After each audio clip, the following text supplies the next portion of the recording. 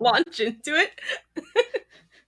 But I just want to first off start off by saying thank you so much for taking the time out to speak with us. I mean, I did some gentle stalking of your LinkedIn and just I saw all the different things that you're a part of. Like, I mean, you're a keynote speaker, you have your own organization, all of these things. And so just wanted to first start off by saying thank you.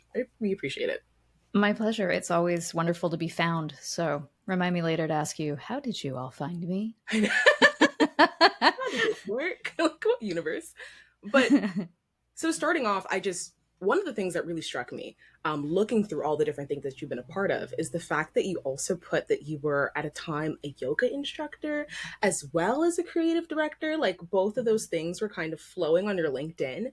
So, and you've also mentioned about you being an athletepreneur. So I really want to talk to you about how like sports, athletics, like that lifestyle, how that's all been integrated into your work. Yeah, wow, that's a big question. Sorry. Just to clarify, so I'm not misrepresenting myself. I'm all things brand. So I actually taught spinning at a Oh, yoga studio, which was oh, really cool okay. because we were at, so that comes from my athletic background. I was a pro elite cyclist, cross country mountain Mm. biker, and I was teaching spin classes, in the very early days to supplement my race career. And then after I left that, then I kept doing it to pay for vacations. So I had a side hustle so I could travel That's because I so love to nice. travel. So Oh, how all of those came together, I mean, essentially it comes down to what I was passionate about. As someone who has ADHD, full disclosure, self diagnosed, but when you yeah. tick all the boxes Yep. on several different Yep. surveys, I can't do things that don't hold my interest or that I'm not passionate about. And I can remember cycling being a thing ever since I had, the banana seat bike with the sparkly Yes. seat and Absolutely. it was Yes. purple and it was just gorgeous. Oh And my so gosh. I've always loved the freedom of being on my bike. And so I think freedom is also a topic that ties through in my life as to the travel and being an entrepreneur and not being tied down to one thing and the Yeah. freedom to cross disciplines. So really I think what you're seeing in my profile is me weaving together the things that I love, and then also a lot of it is bringing together the people that I love. That is so cool. I really love the idea of freedom. Can you talk a little bit more about how you've been able to like really delve into that? Because like hear so many times, especially the entrepreneurial space, that you kind of have to Mm. be laser focused on one thing, like be a master, so to say. So like how have you been able to bring about freedom instead? Yeah, I think it's much like the definition of success. You have to define what freedom looks like for yourself. I mean, I Huh. certainly don't work a 4-hour work week. Um, and I think part of that is because I can't imagine not being in the room with my clients and the people that I get to collaborate with.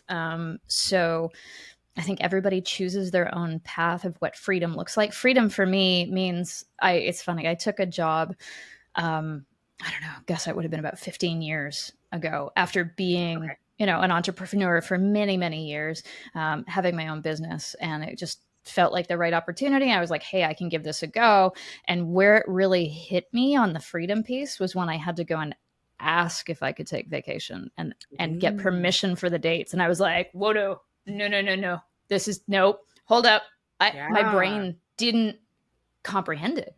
Yeah. So freedom for me is the freedom to choose the clients that I get to work with. It's freedom to choose the collaborators and other strategic partners that I get to work with. It's the freedom to create new events. I created a networking event here that's called Casual Fridays Oh. on the North Shore of North Vancouver. I live in this beautiful place where everybody is athletic and they all tend to check out on a Friday afternoon. And I'm Right. like, hey, I've got this thing on a Friday. And everybody was like, nobody will come.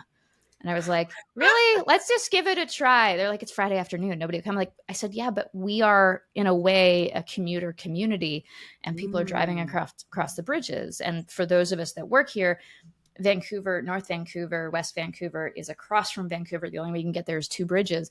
The traffic is terrible. So if Oh you my don't gosh. leave for an event at 4, at 2, forget it. Or Yeah. you're lucky if you make it. But someday I've literally driven a loop of the bridges trying to get to an event and I was just stuck in traffic for an hour and a half. So I Yeah. created it for North Vancouver business owners and leaders who didn't want to drive across a bridge so selfishly. Again, there's that theme of freedom. I'm going to Yeah. control the thing, control the day, control the environment.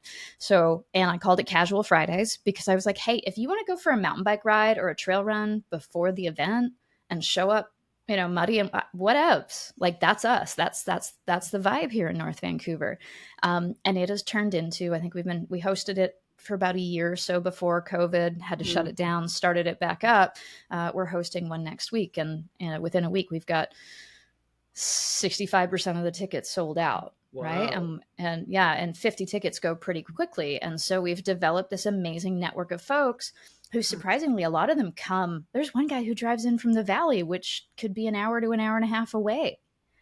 So, That's the freedom to create community is really great. Also had the opportunity recently to create a collective called the Rainbow blah blah blah blah. It's a mouthful. The Rainbow Entrepreneur Collective. mm. And there was a group of us who hosted a panel for Pride last year for business owners, and we recognized that post COVID, there were no organizations left that were bringing 2S LGBTQI plus people together.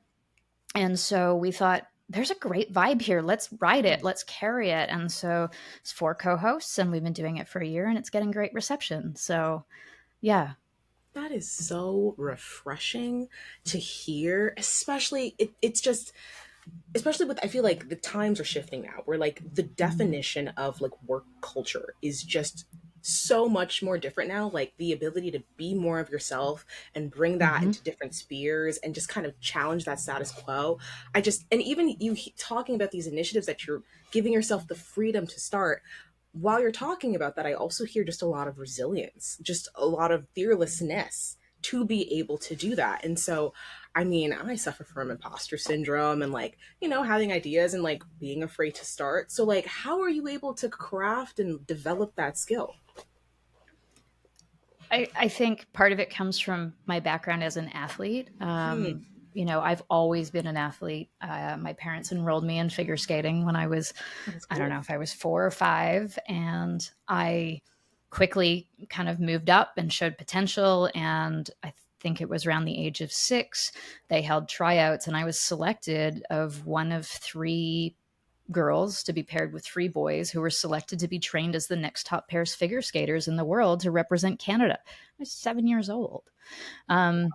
And there's resilience required when you fall on the ice and get dropped by your partner, or or you trip them, and like there's the ice is hard. Right? Yeah. So Right. physically from the start, and the club I skated for, they were serious stuff. They had hard rules, and there was harsh punishments. If Mm. you were showing a bad, as we got a little older, I don't want to make it to be something that it wasn't, but I remember when 11 or 12 years old, they're really hard on the boys.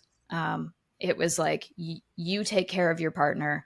Mm. You drop her, you pick her up, you make sure if it's late and we have a late practice, you walk her to her parents' car, or you make sure she gets home safe, or this or that. So they were tasked with a large amount of responsibility because that's what they needed to be on ice Mm. in the competition. So they were training that in all aspects, and it was really behavior and values based. So if you stepped outside of the bounds and you showed a bad attitude, or by that point, you fall, you swear, or you just Mm. can't get Mm. it right. It was like, point to the door and go run 10K. That's your punishment. Out you go, or go run. I can't remember how many ups and downs of the stadium stairs at one of the arenas. There was an athletic stadium next door. So, you know, you learn to work within the confines of the culture and the box and the structure. And I know that one of your recent episodes was with a former military personnel, and he was talking about the same thing. You grow up and step into a structured culture, you carry that with you. And Mm. so then sport wise, I went on to some crazy sports like gymnastics on horseback. I have a lot of experience falling. So if you change one word in the word falling, Right? it spells failing. Yeah. So I think giving yourself permission to fail, and fail fast, and get up. And I mean, Mm. you know, you fall off the horse, you get back on the horse. Getting off in the middle of a lesson and quitting is not you can't just leave your horse standing there. It's not an option. Being out on my mountain bikes now, I can't just fall and go, well, I've had enough for the day when I'm 10K Right. from home. Yeah. You get yourself in, you get yourself out. Yeah. So yeah. And for me, I take so many of my life lessons from the trail and from sport, but I call them lessons from the trail. And so I read a ton of business books. I read a ton of self-help. I just love reading. Yeah. But the things, I can comprehend them, but I can't viscerally understand them. I'm a very kinesthetic, very visual learner. Mm. And so often I'll gain a concept through a book, but then I'll go, oh, I'll be running on the trail and I'll be like, this is what they meant, because I can physically feel it in my body, or it makes more sense to me. So I take a lot of what I have learned and what I do learn from the trail and apply it to business. And I truly believe that sport has made me a successful entrepreneur because it's built resilience and learning. That is so interesting. And so, like, going back to like how you feel those lessons in your body, like kinesthetically, when you're talking to different clients about failing or trying new things, how do you translate that to them if they may not have that sort of background? Like, how do you kind of bridge that gap, help them understand it? A lot of the times it's encouraging them to test and measure. You know, what's the next step you need to take? Or if you're going to implement this thing, this program, whatever it is, you know, outline yourself a set of steps, right? When we get ready to go for a run or a bike ride, I don't all of a sudden, well, okay, to be fair, sometimes I'm like, I've had enough, I'm going to go for a ride. But in my head, I'm like, okay, I've got to get my bike out. I got to grab my helmet. I got to grab my gloves. I'm going to need water. How far am I going? Do I need a toolkit? Do I need the serious toolkit? Like, you don't just show up at the trailhead and go. There's things that you need to do. So anytime that my clients are taking on something new, it's giving them the context of where are we heading? What's the objective? How are we going to get there? And what are the basic steps in structure so that you make it from start to end? And then how did it go? I love debriefs. What worked? What didn't work? Yeah. What would we leave the same and what would we change or improve? That's and nice. You know, that's the thing that I think so often is missed in marketing. It didn't work. Oh, okay. Like, what didn't work? What if we tweaked this one thing? What if we tweaked 3 things? Let's try it again.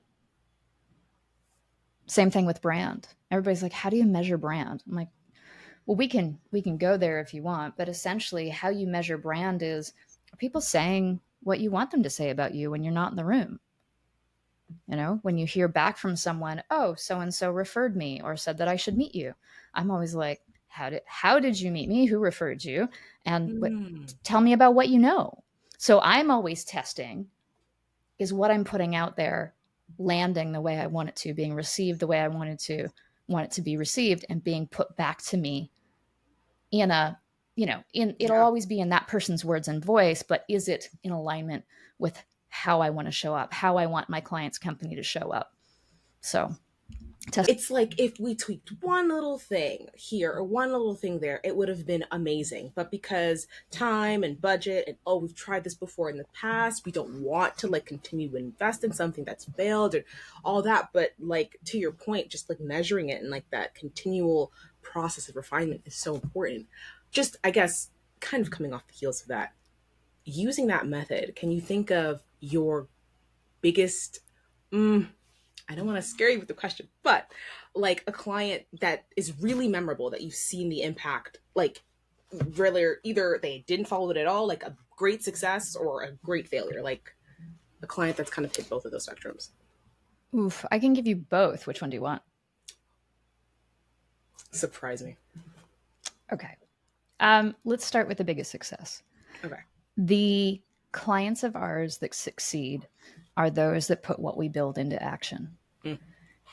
And so I see it happen so often, be it the business plan, be it the marketing plan, be it the brand plan or brand strategy, however you want to call it. You build it, you get so excited that it's done, because those are all heavy lifts. Yeah. You know, they all require in introspection. They require deep thought. They require a lot of writing. I mean, I'm working on one right now. It's 90 pages. Thank goodness the client and I are collaborating on doing the writing. Like, they're heavy lifts for everyone. And so I think folks, I don't want to say they forget, but we get to, woohoo, it's done, it's built, this is amazing, go team. And then everything that they might have had to set aside to make room for that, because small to mid-sized businesses always have too many things to do. It's not like the plan is linear. Stuff comes up, market shifts, it's always evolving and adapting. So they're either mentally or physically making a list, or someone else in the company is making a list of, okay, these are the things that didn't get done while you were doing that, now we've got time for it.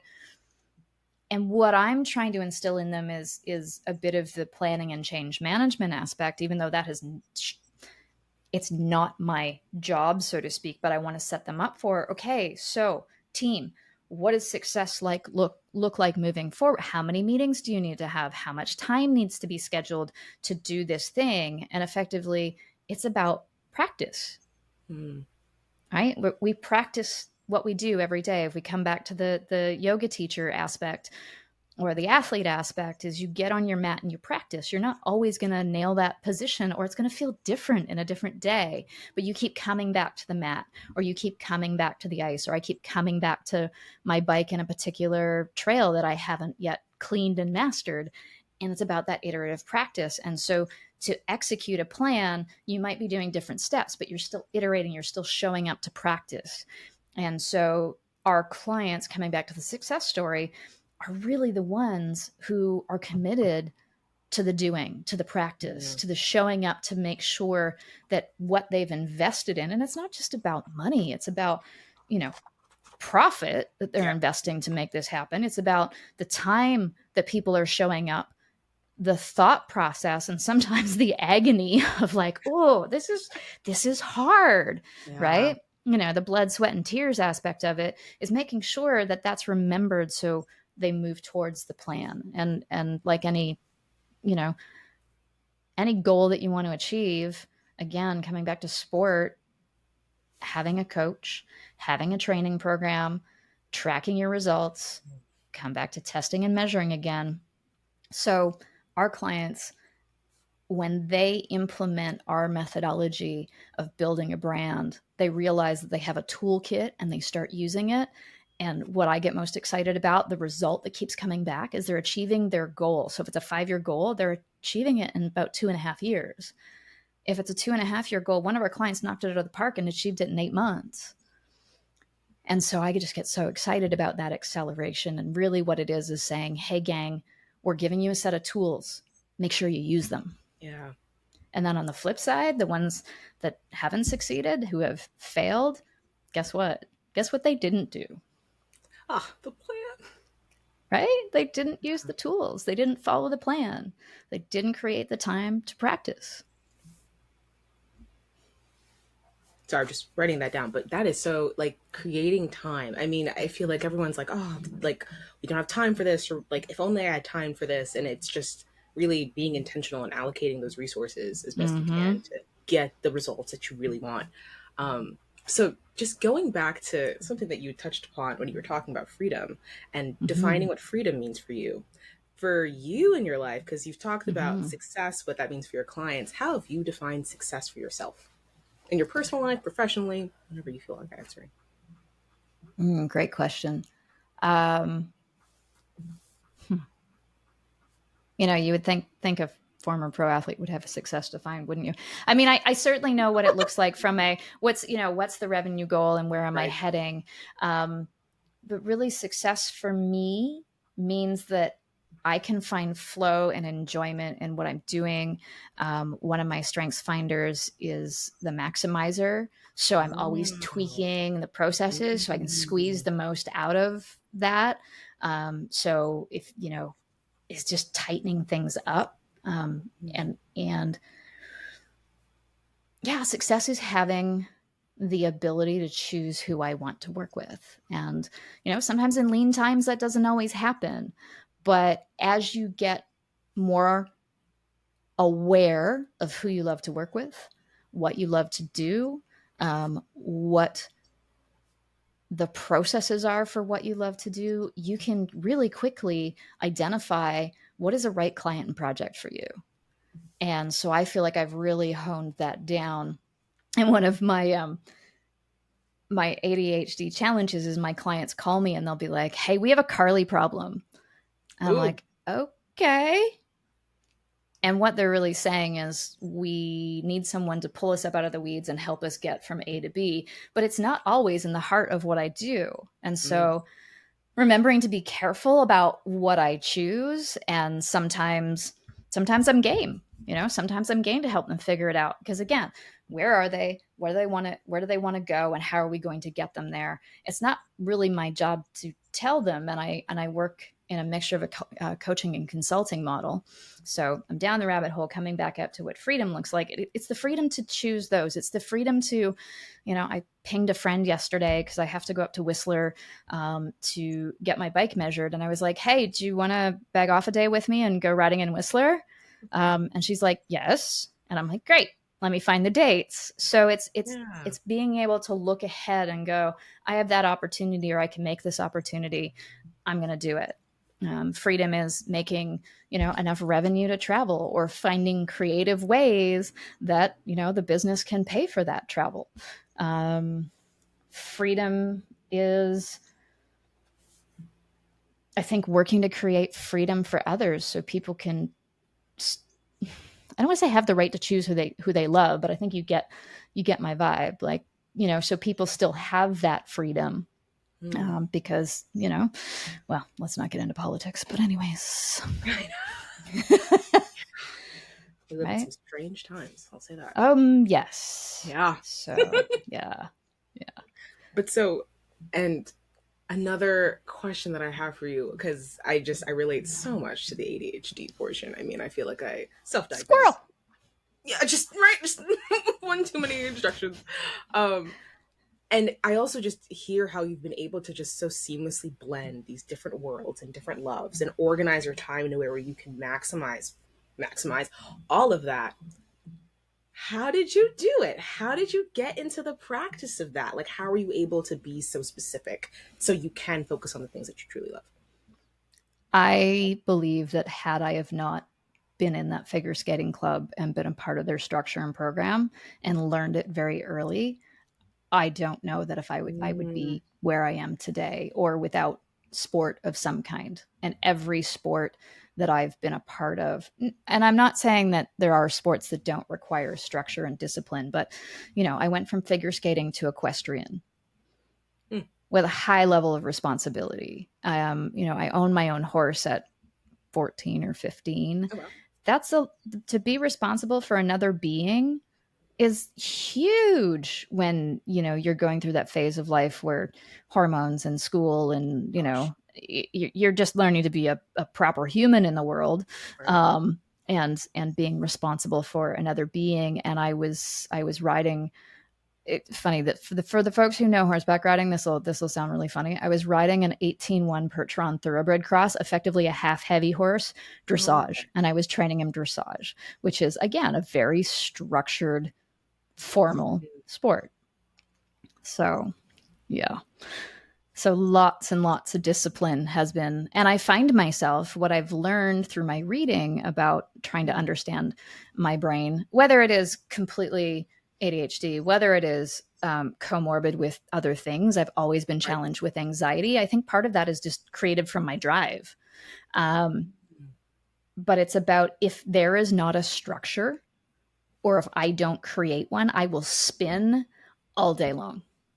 Um, and so, working with a few coaches right now, and I've said to them, "I am game for any task, but I really need you to help me build a structure to do the homework. Because if you're just like, hey, go create the thing, I'm going to spin and waste too much time. I'm going to get frustrated. I'm going to have a 4-year-old meltdown because I can't see it." And that's another Yeah. thing for me. Yeah. I think in pictures. Hmm. So it was it it's always interesting to me because we can't see through anybody else's eyes. Often when I'm building something for clients, let's say back in the day when I started my career in design, and I still do a bit of it to help clients map things out. I'm helping them map out a website from a strategic point or a tool. I draw boxes and I create a wireframe, and they're like, that is such a cool way to do things. I'm like, I don't understand the world if there aren't lines and boxes and structure. I can't operate in the world effectively if there's not structure. So, and that comes right down what you're talking about, creating time blocking. As soon as I learned that, oh my gosh. But I'm so interested. What is your time blocking process? Because I need some tips from you. Okay. Okay. So, well, I'll just talk mine through is Yeah. we've created like an overarching structure of Mondays and Fridays are on the business or doing days. If Mm. we do not, unless it's a special case, book client sessions or large client meetings. If it's a quick catch up of, hey, we need to check in on this so we can roll into it next week, no problem. And then Tuesday, Wednesday, Thursday are our meeting days. And I have some rules around, we typically do max 3 hour sessions because we know it burns out our clients' brains and it burns out our brains. And I don't function well and I never are too booked in one day because our clients are not going to get the best of me. We're not going to there's the maximizer again, right? Yeah. And so the most I would have in a week is 3, and 3 for me is a lot. Like my wife will come home and she'll be like, how many sessions on a Friday? And be like, how many sessions did you have this week? And I'm like, yep, there were 3. Because I am just like, Yeah. my brain, as you can see, tilt written in my eyes. And so again, coming down to structure, we always try and make those meetings in the front end of the day. So they're either 9 to 12, for example, or 1 to 4, or 12 to 3, so that I have space to think and do, so they're not crossing and killing a day. There's nothing more frustrating than starting something in the middle of the day and what are you going to do before and after, unless you're a super early riser. What else? I always structure my writing and creating time between 6 a.m. and 10 a.m.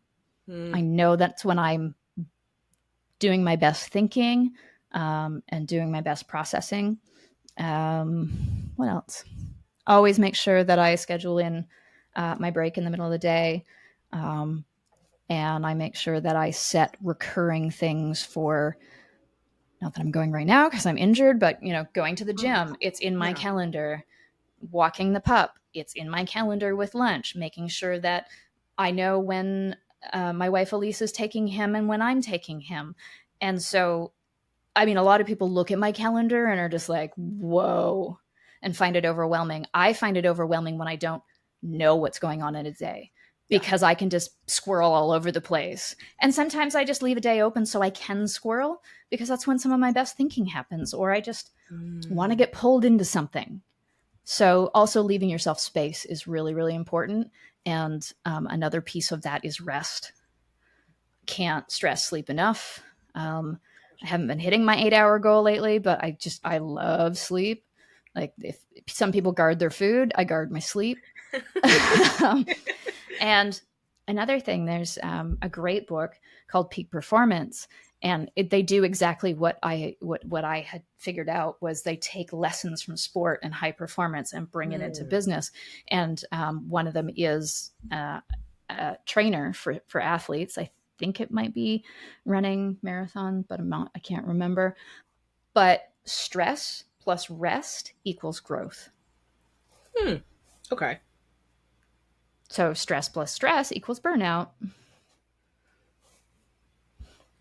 I've never heard of that. Stress plus rest equals growth. Yeah. And that's very much if you think about weight workouts, when you are going to the gym and you're lifting to build muscle, not just maintain, you're tearing the fibers of the muscle. The only way that's going to repair itself is if you give it time to heal, and then it overlays and builds new muscle. And then you go and you go do legs on one day, tear them, rest them, do arms the next day, and then alternate. And so you're constantly building these layers upon layers. So stress plus rest equals growth, but it applies to the whole human body, including the brain.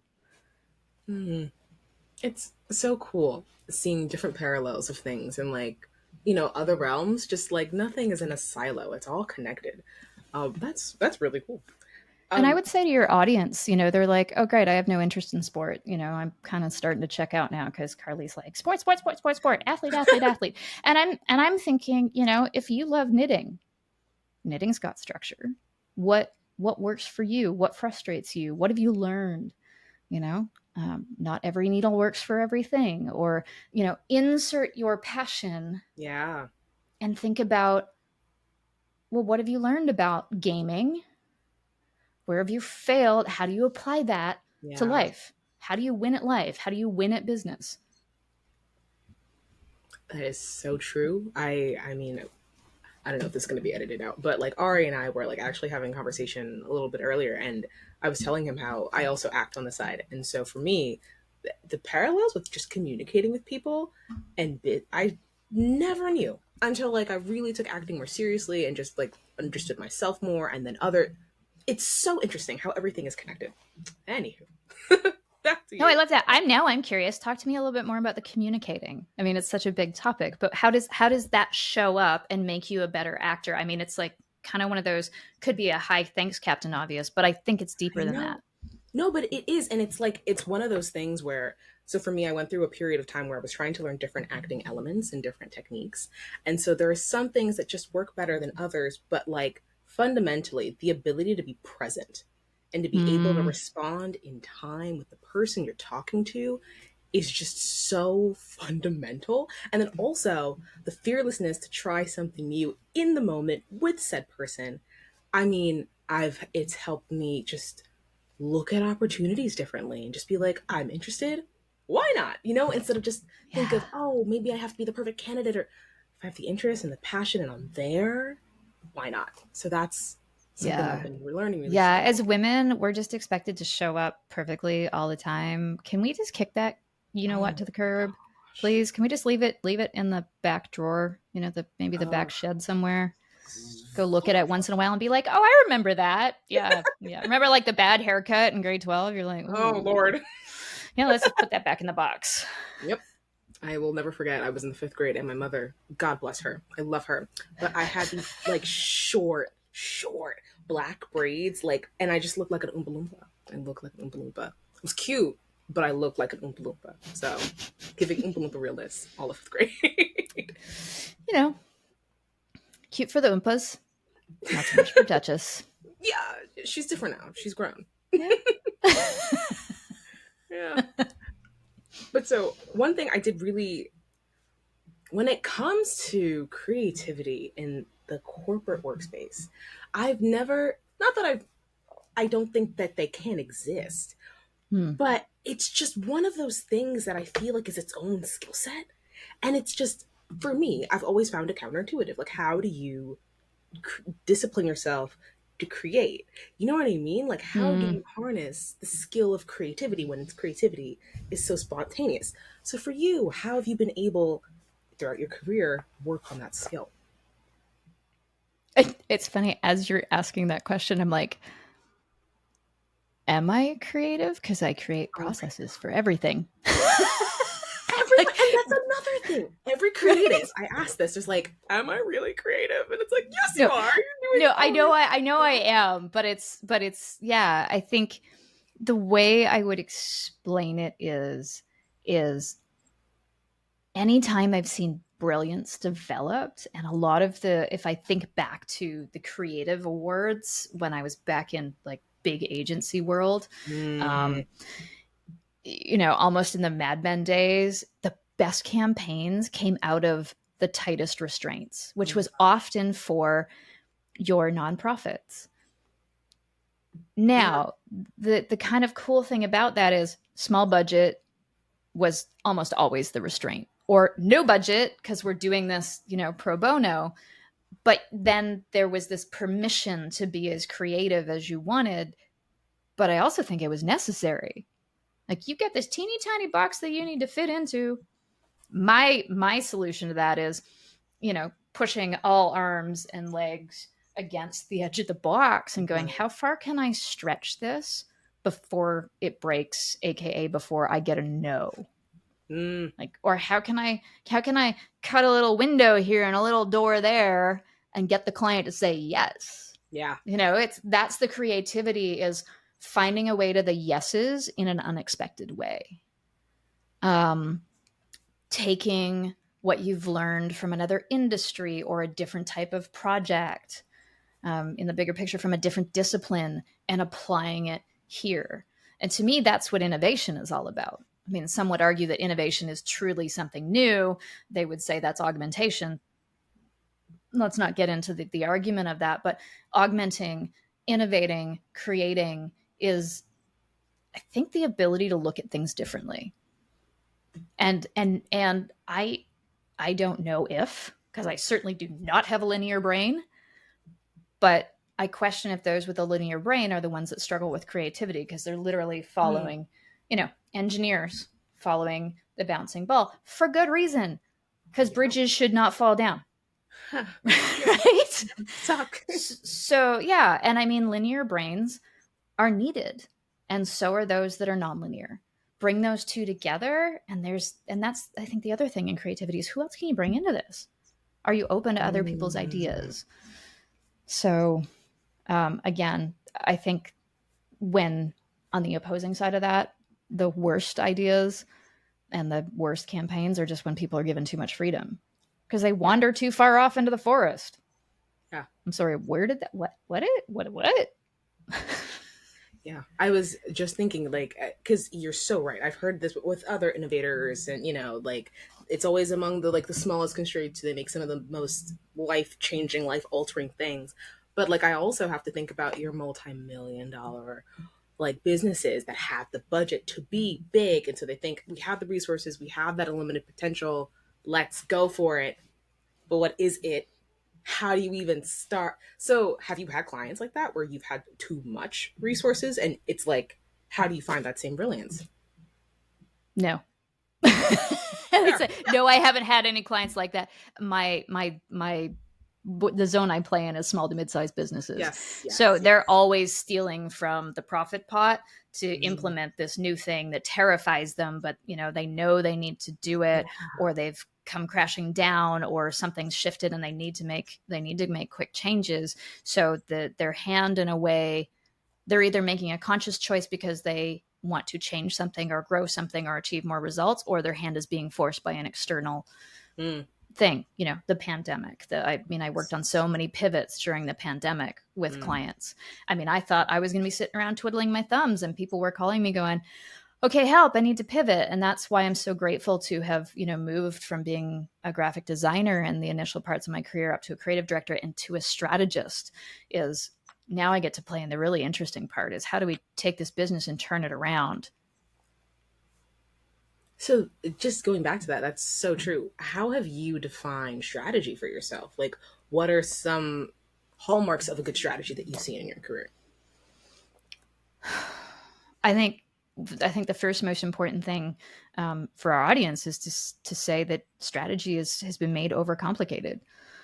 Um, so many things have been clouded and overcomplicated. So I think, to hold people back, to hold people down, to make them think that, well, you can't understand this. So let's talk about what I believe strategy is. It's getting out of the weeds, being able to see the reality of where we are now and see that bigger picture, and go, where do we want to go? And the strategy is the how are we going to get there? There's never one strategy, just like there's never one solution, but it's defining, well, if we know what the outcomes are, we know what we want to achieve, we know what success looks like for our company, what is the strategy that's going to get us there, in alignment with our purpose, our values, aka guiding principles, Mm, who we are and how we want to make people feel, and what's going to get us closer to or closest to our 3 to 5 year vision. And funny enough, I even just as I was saying that, it was so natural to me, because that's exactly what I built. I built what's called the Surefire strategy, and I help our clients get clear on what their purpose is beyond making a profit, what their values are, where they're headed in a 5-year, 3 to 5 year term. What is their company going to look like? Short to midterm vision. And how do they want to show up? How do they want to make people feel, and what's their tone of voice? And so if you can choose a strategy that says, yes, we're going to achieve it, being in alignment with all those things, to me, that's a successful strategy. If it's just a shiny object, if it's a squirrel that's going to move us farther from achieving our vision, don't do it. Yeah. If it's grating against you and makes you feel uncomfortable and you realize it's in contrast to one or more of our values, don't do it. And that goes for people as well.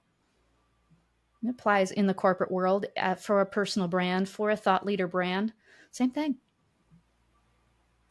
Know what your I, purpose is, know your why, know what you stand for, what the deal breakers are, know how you want to show up in the world, and know where you're going. And don't let anything compromise that. Not a strategy, not a tactic, mm. not a job, not a boss, not a partner. And so Way to easier add, said than done. oh my, Sorry, I cut you off. You go. no, I was just about to say, like, all of that makes so much sense. And I think because it makes so much sense, it's also kind of terrifying because Mm. it's like, well, of course you would do that. But when you're in it, when you're living it, when you have that partner or that boss or that tactic that C-suite wants you to, or all of these things that don't necessarily align with that vision, my next question is just like, how do you work around that fear? Like, how do you make those tough choices and go for it knowing that it's in alignment, but not everyone else might be able to see it yet? Yeah, I mean, the first thing is awareness, Mm. right? Like, why doesn't this feel right? Why am I miserable? Why am I like in exploring and coming back to self? And if you're finding that, wow, I don't do that, is really moving into doing some study on EQ and self-awareness. Because what happens is you pick up when things are misaligned or feeling uncomfortable or just simply not right. You pick up on them much quicker, so you can pull the ripcord a lot Mm-hmm. sooner, and it's a lot less painful in everyone. It's that dragging on and procrastinating, and it makes it worse and just weighs you down. But it's not easy having those boundaries in place. Yeah, it's hard to go, okay, I'm out and this is why. That Yeah. takes guts. That takes practice. There's that word again. Yeah. And we've all stayed in relationships too long. I've done it in business relationships, I've done it in personal relationships, done it in client relationships. You know when you need to go. You just gotta Mm. you gotta armor up and have the hard conversation.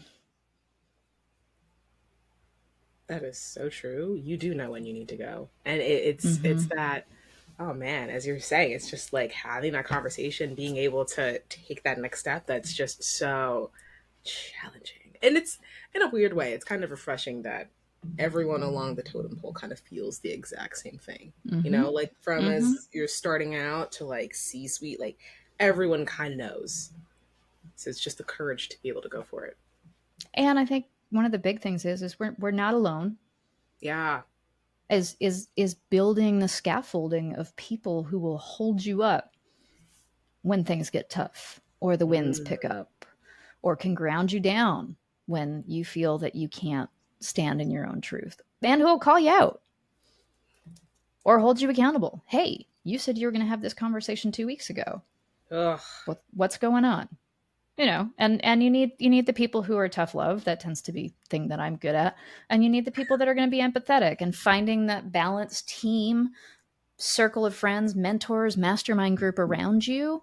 When you have good people to fall back into, to lean on, to debrief with, it gets a lot it gets a lot easier knowing, okay, if I screw this up, they're going to pick me up. They're going to pick me up when I Yeah. fall on my face. Yeah. Because Who wants to pick themselves up when they've fallen on their face? I've Oh, literally done it trail running.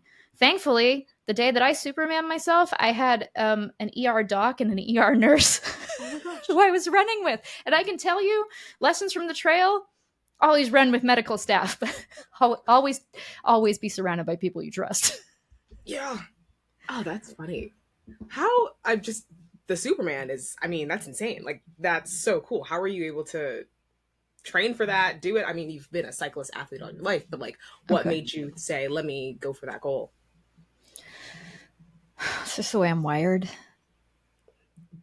And I think legit, I'm addicted to the dopamine hit. I'm addicted to Uh, the high, right? Like I said, I'm injured right now, and I was being good for a while because I've either torn my meniscus or my MCL in my knee, and I've never torn a ligament before. And let me tell you, it's a whole other pain oof. and weirdness sense of hurt. And, so I was committed to being good and just like, Mm. okay, I'm going to let my body heal.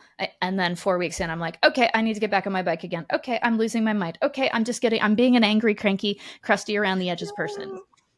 because I am so used to, my physiology is so used to that physical release and that physical challenge and being like, I call it raising the roof, getting out of the office and just letting my Mm. mind go, my subconscious mind go do its thing while I hone in and focus on, you know, not supermaning myself on the trail and sending myself over my handlebars or, and paying attention to being completely in the moment. And I think that's why I love the sports I do.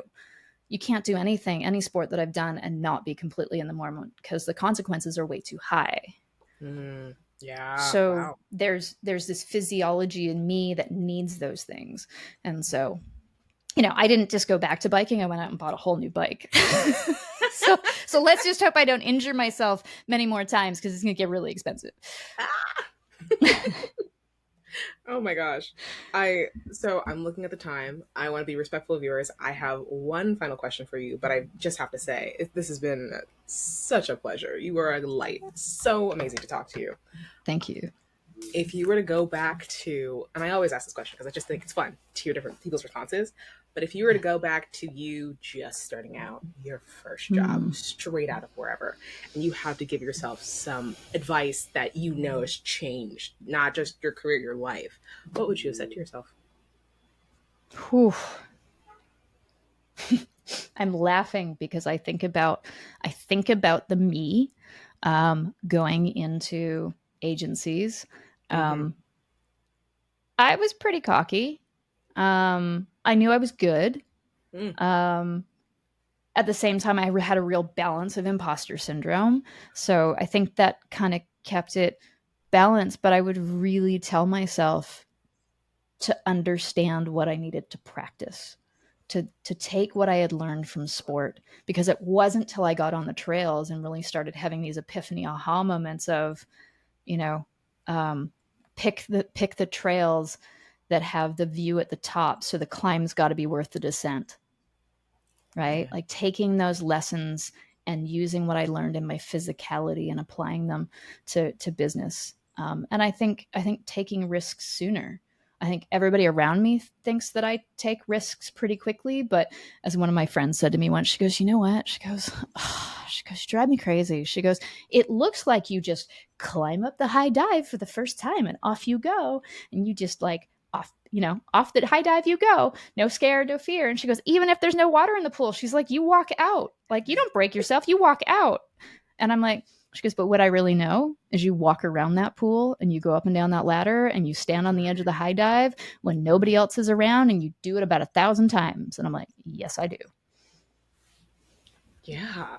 Ah, that is so nice.